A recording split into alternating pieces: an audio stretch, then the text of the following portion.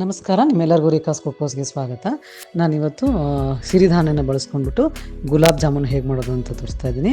ನೋಡಿ, ಸೇಮ್ ನಿಮಗೆ ಅದೇ ಥರ ಗುಲಾಬ್ ಜಾಮೂನ್ ನೋಡ್ದಂಗೆ ಆಗುತ್ತೆ. ಇದು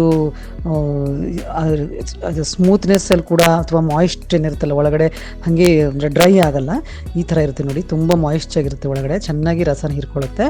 ನಾನು ಬೆಲ್ಲದ ಪಾಕನ ಮಾಡಿಬಿಟ್ಟು ಈ ಥರ ಮಾಡಿದ್ದೀನಿ. ನಿಮಗೆ ಬೇಕಿದ್ರೆ ನೀವು ಸಕ್ಕರೆ ಪಾಕನೂ ಕೂಡ ಮಾಡ್ಕೋಬೋದು. ಇದು ನಾನು ಬೆಲ್ಲನ ಒಂದು 3/4 ಕಪ್ ತೊಗೊಂಡಿದ್ದೀನಿ. ಅದಕ್ಕೆ ನಾನು 1 ಕಪ್ಪು ನೀರು ಹಾಕ್ತಾಯಿದ್ದೀನಿ. ಈ ಬೆಲ್ಲನ ನಾನು ತುರಿದಿದ್ದನ್ನು ತೊಗೊಂಡಿದ್ದೀನಿ. ಇದಕ್ಕೆ 1 ಕಪ್ಪು ನೀರನ್ನ ಹಾಕ್ತಾಯಿದ್ದೀನಿ. ಇದನ್ನು ಹಾಕಿದ್ಮೇಲೆ ಇದಕ್ಕೆ ಯಾವುದೇ ರೀತಿಯಾದ ಪಾಕ ಅಂತ ಮಾಡೋ ಅವಶ್ಯಕತೆ ಇಲ್ಲ. ಒಂದು 10 ನಿಮಿಷ ಚೆನ್ನಾಗಿ ಕುದಿಸ್ಬೇಕಷ್ಟೇ. ಯಾಕಂದರೆ ಬೆಲ್ಲ ಅದರಿಂದ ಬೇಗ ಅಬ್ಸರ್ವ್ ಮಾಡ್ಕೊಳ್ಳುತ್ತೆ.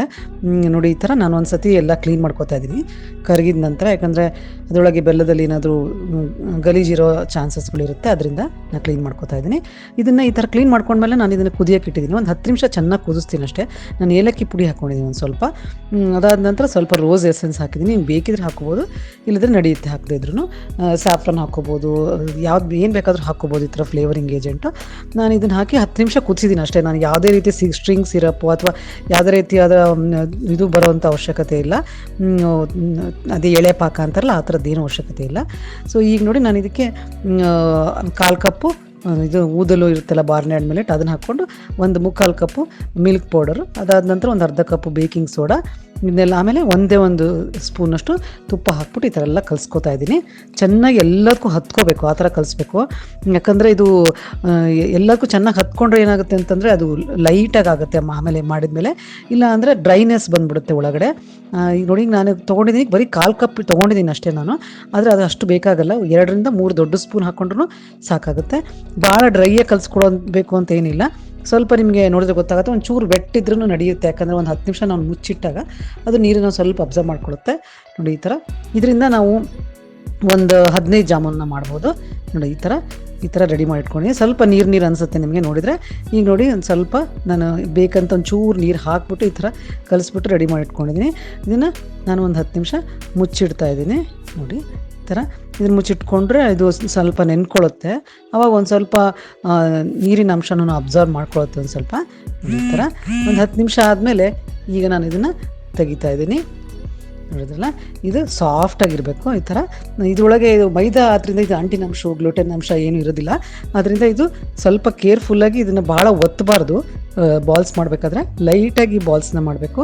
ಇದು ಕೆಲವರಿಗೆ ಸ್ವಲ್ಪ ಡಿಫ್ರೆಂಟ್ ಅಂತ ಟೇಸ್ಟು ಜಾಮೂನಲ್ಲಿ ಅನಿಸಲ್ಲ. ಸಿರಪ್ ಮಾಡ್ಕೊಂಡಿದ್ದೀವಲ್ಲ ಅದರಲ್ಲಿ ಅನಿಸ್ಬೋದು.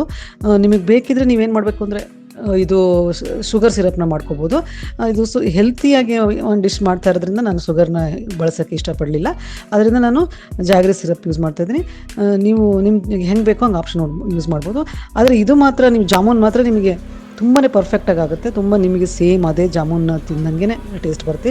ಇನ್ನು ಅದಕ್ಕಿಂತನೂ ಲೈಟಾಗಿ, ಆಮೇಲೆ ಈಸಿಯಾಗಿ ಅಬ್ಸರ್ವ್ ಮಾಡ್ಕೊಳ್ಳುತ್ತೆ. ಇದಕ್ಕೇನು ಪಾಕ ಮಾಡಿರಲ್ಲ ನಾವು ಬೆಲ್ಲದ್ದು. ಸುಮ್ಮನೆ ಬಾಯ್ಲ್ ಮಾಡಿಟ್ಟಿರ್ತೀನಿ ಅಷ್ಟೇ ನಾನು. ನೋಡಿ, ಇದನ್ನು ಇಷ್ಟು ಚೆನ್ನಾಗಿ ನಿಧಾನಕ್ಕೆ ಲೈಟಾಗಿ ಫ್ರೈ ಮಾಡಬೇಕು. ಅಂದರೆ ಜೋರಾಗಿ ಎತ್ತೆತ್ತು ಹಾಕಿದರೆ ಇದು ಒಡೆದು ಹೋಗುತ್ತೆ. ಅದಕ್ಕೆ ನಿಧಾನಕ್ಕೆ ಹಾಕ್ಕೋಬೇಕು. ಇದು ಸಿರಪ್ ನಾನು ವಾರ್ಮ್ ಇಟ್ಕೊಂಡಿದ್ದೀನಿ. ವಾರ್ಮ್ ಸಿರಪಲ್ಲಿ ಹಾಕಬೇಕು, ಇಲ್ಲಾಂದರೆ ಅಂದರೆ ಬೇಗ ಹಿಡ್ಕೊಳ್ಳಲ್ಲ ಅಷ್ಟೇ. ಅದರಿಂದ ನೋಡಿ, ಈ ಥರ ರೆಡಿ ಮಾಡಿಕೊಂಡು ನಾನು ಡೈರೆಕ್ಟಾಗಿ ಹಾಕಬೇಕು. ಇದು ಯಾವುದೋ ಪೇಪರ್ ಇದರೊಳಗೆ ತೆಗೆದುಬಿಟ್ಟು ಹಾಕಿದ್ರೆ ಅಷ್ಟೊಂದು ಎಫೆಕ್ಟಿವ್ ಆಗಿರಲ್ಲ. ಬೇಗ ಸಿರಪ್ ಹೀರ್ಕೋಬೇಕು ಅಂದರೆ ಈ ಥರ ಮಾಡಬೇಕು. ಇದು 1 ಅವರಲ್ಲಿ ಸಿರಪ್ನ ಚೆನ್ನಾಗಿ ಹೀರ್ಕೊಳ್ಳುತ್ತೆ. ನೋಡಿದ್ರಲ್ಲ, ಇದು ನಾನು ಮಾಡಿರೋದು ಜಾಗರಿ ಸಿರಪ್ಪು. ನೋಡಿ, ಒಳಗಡೆ ಹಿಂಗೆ ಎಷ್ಟು ವೆಟ್ಟಾಗಿದೆ, ಡ್ರೈ ಆಗಿಲ್ಲ ಜಾಮೂನು. ತುಂಬ ಚೆನ್ನಾಗಿದೆ ಒಳಗಡೆ ಎಲ್ಲ, ಚೆನ್ನಾಗಿ ಅಬ್ಸರ್ವ್ ಮಾಡ್ಕೊಂಡೆ. ನೋಡಿದ್ರಲ್ಲ, ಈ ಥರ ಮಾಡ್ಕೊಂಡು ತಿಂದು ಹೇಗಿದೆ ಅಂತ ಹೇಳಿ ತುಂಬ ಧನ್ಯವಾದಗಳು. Thank you very much.